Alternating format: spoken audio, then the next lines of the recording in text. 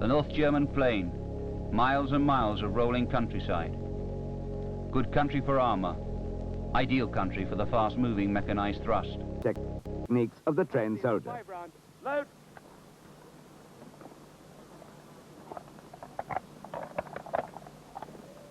In the prone position, down. There are 4 principles which are vital to good marksmanship. The position and hold of the firer must be firm enough to support the rifle. The rifle must point naturally at the target without physical effort. Sight alignment must be correct. And finally, the shot must be fired and followed through without disturbing the position. Let us study these principles in more detail as they are so important. First, position and hold. The rifle must fit the firer. Its butt length must allow him correct eye relief when sighting and also enable him to grip correctly with the forward hand. For many years, tension has existed in Europe between the forces of NATO and the Warsaw Pact. And it is in West Germany that any future attack might well be launched. The threat comes, of course, from the Soviet-controlled East, and nobody in the free world can predict when, or indeed if, an attack will come. Beyond the East German border is the largest Soviet force outside the Soviet Union, and if the invasion ever comes, many of you are the soldiers who will have to face it. You need to have the answers ready before the problems arise, and learn the lessons today, because tomorrow could be too late.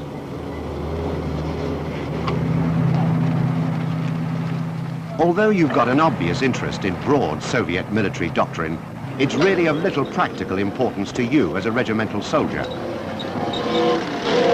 What matters most to you is what the Soviets will try to do to you and what you can do about it. Early this morning, forces from 6 Caribbean democracies and the United States began a landing or landings on the island of Grenada. American patrols continue to look for a handful of armed revolutionaries. In the streets, there are spontaneous mass demonstrations against the United States, what's always been called the Yankee aggressor here. So let's assume that political reasons have led to the Soviets launching an attack, giving us little or no warning of their actions.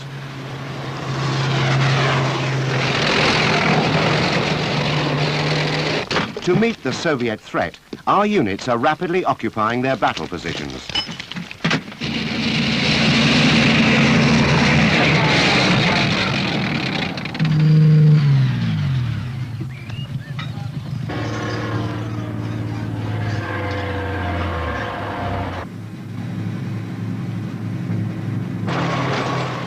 Only a few hours away, a Soviet motor rifle regiment is moving towards our covering force, squadron and company group positions. For the sake of speed, Soviet forces will usually move forward in column. As in our own army, the grouping will vary according to the task. But we are now going to look at a typical deployment of the motor rifle regiment in the advance after moving out of their assembly area.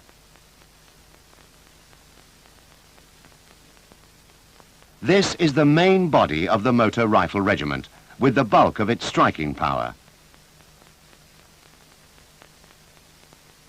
About 10 kilometers ahead of the main body will be the advanced guard of reinforced battalion strength.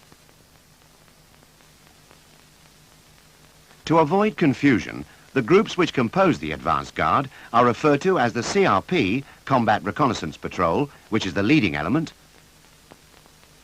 the vanguard, and the main guard.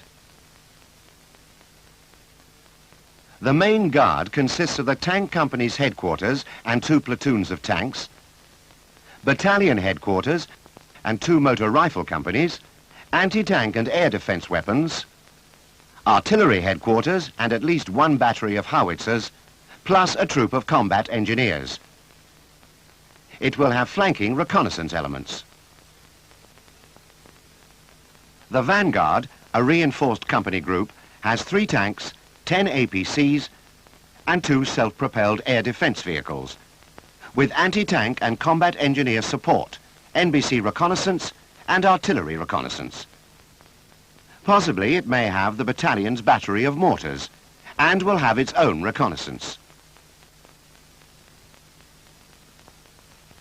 Moving up to 10 kilometers ahead of the vanguard, the CRP is composed of a motor rifle platoon mounted in APCs and a battle tank, and may be supported by other elements appropriate to its mission. Well ahead and to the flanks of the combat reconnaissance patrol, spear point of the advanced guard, will be other reconnaissance elements. They may evade you because they do not fight unless forced to.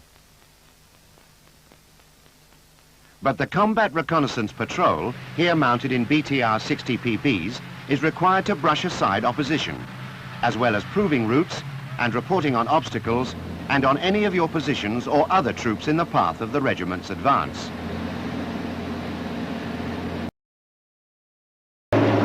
Air reconnaissance will try and confirm our positions in depth.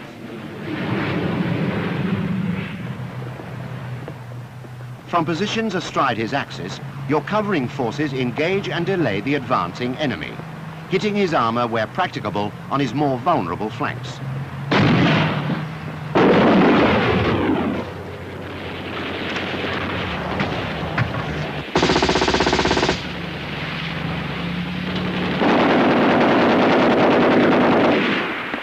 Here and on other thrust lines, Soviet soldiers and recce vehicles are now paying dearly for the press-on tactics which lie at the root of Soviet doctrine.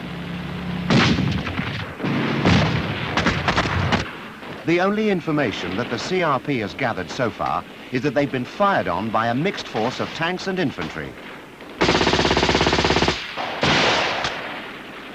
This information is immediately transmitted back to the advanced guard and the regiment by the surviving members of the CRP.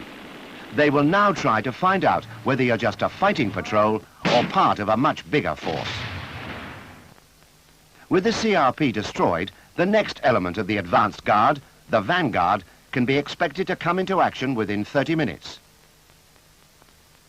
From advancing in line of march, the deployment of the Soviet vanguard goes ahead as a well-practiced drill. The tank platoon and infantry company deploy into 3 columns with about 300 meters between columns.